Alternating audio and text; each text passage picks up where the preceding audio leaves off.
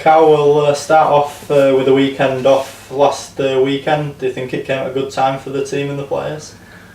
Oh, it was, like I said last week, yes and no. You know, we had a big win the week before and we'd like to probably keep that momentum going, but one thing it's done is give us a good couple of weeks to prepare for a very tough task ahead of us against Toulouse on the weekend. So the players should be fresh. You should be over the bumps and bruises, and you know the team Gary selects, they should be full of energy and get over there and get stuck into them, because it's a real tough task for us this weekend.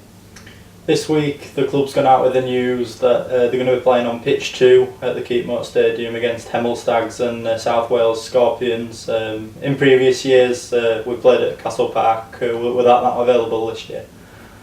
We looked at it again, and you know, I went up and had a meeting with them, but obviously we've played there the last 2 years, I think, and their pitch is a bit tired now, so they need to do some work on their field, and the dates we needed to play there, their pitch will be out of action. So for me, you know, we're keeping everything here at Club Donny. So we played I think it was a quarter-final or semi-final against Sheffield on pitch 2, and it went okay. So next best thing for us was to bring it here. You know, obviously the games we played at Castle Park were great, and you know, we enjoyed their hospitality and the way they looked after us, and you know, it was decent, but it's not available, so we come back to pitch 2 at the Keepmoat.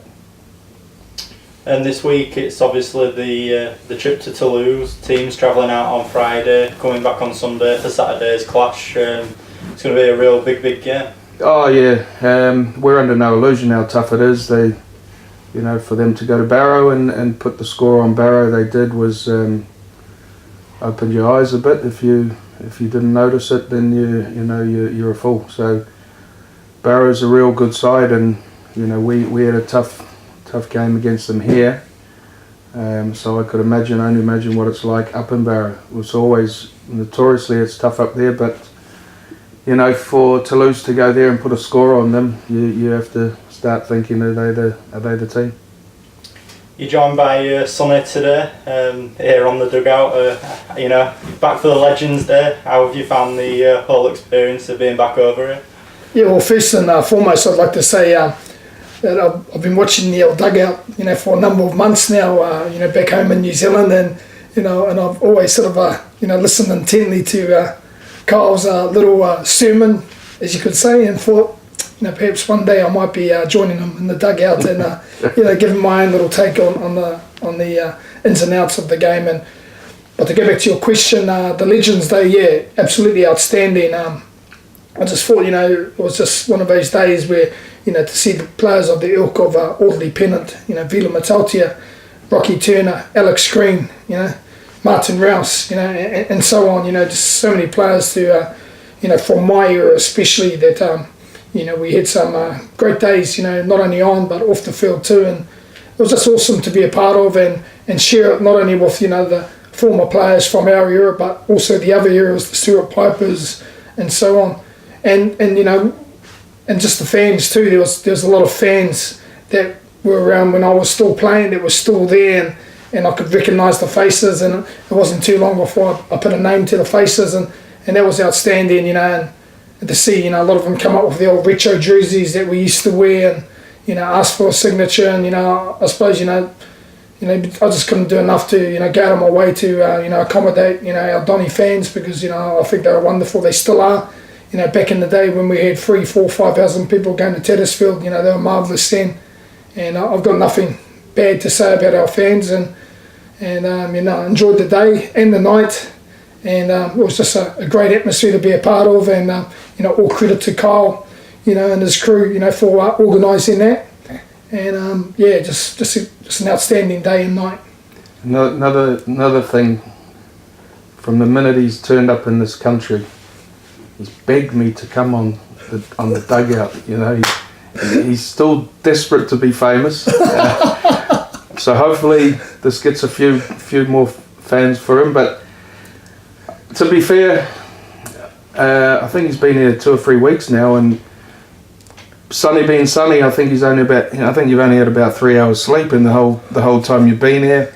You've also he's also got involved with a Super League game. Do you want to tell him all about that? Yeah, definitely. To those that are not aware, I'm a national ranked referee back home in New Zealand. I've been in the refereeing game for maybe 4 years or so, and who would have thought, as a player, it's probably one of the worst, the worst blokes, giving it to the referees, but I always remember, at times, the referees used to say, if you want to referee the game, why don't you, get a whistle and do it, and for me to actually get a whistle now and refereeing the game, I'm seeing the game from a different perspective, and it's a good journey. I treat it like when I was a player, I train for it, I do all the extras, all the homework and all that, and I want to go as far as I can in the refereeing game. To go back to Kyle's original question, when I got back from Malaga, because I was over in Malaga for 3 or 4 days after the Donnies reunion, went over there for a little bit of a break, if you can call it a break, and I flew back on the Thursday morning, and I rang up Ben Fowler, and I says, Ben, I'm in the country, any opportunity to come down to see how your systems work and so on, and Ben actually said to me, he goes, Sonny lad, he goes, I'll do one even better. You can become an official on the sideline and control the substitutions, run out a bit of water for me and so on. And I said to him, well, I got my whistle just in case you break down.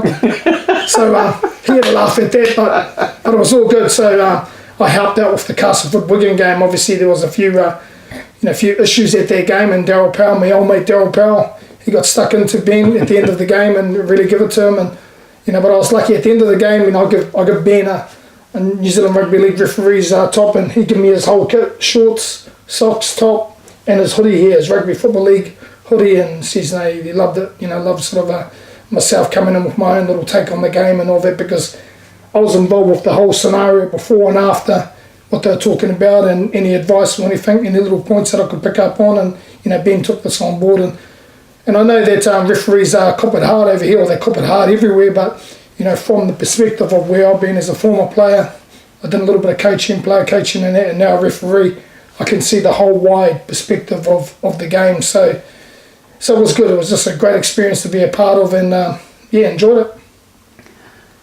So what did you make of the referee in our game against Oxford? Yeah, Bentham, was it? Was it Andy Bentham? He had a little bit of a word with him before the game, and shook their hands and all that, and says, hey, I'll be here, keeping an eye on you and making sure that your ruck focus is good and then you have good flow.